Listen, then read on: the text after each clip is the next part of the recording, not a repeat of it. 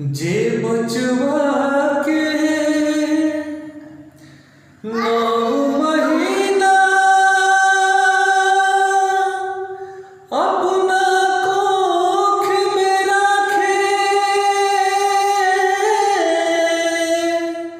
ओकरा जियाला खातिर कितना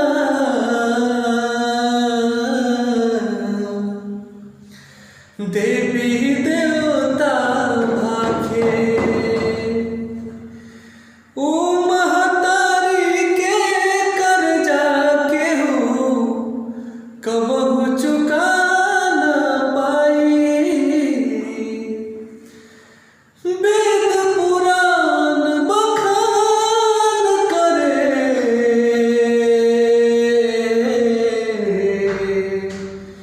भगवान से बढ़ के हम आई। माई हो,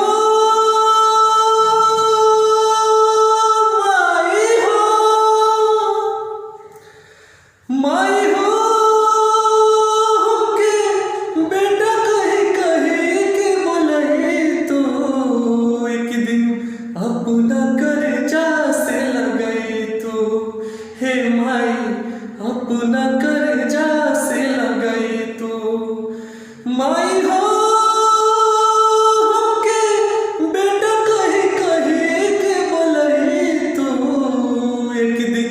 अपना कर्जा से लगई तो। हे भाई अपना कर्जा से लगई तो।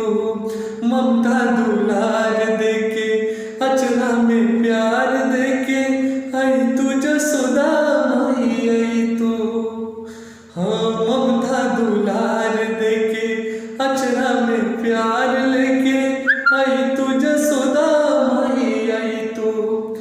माई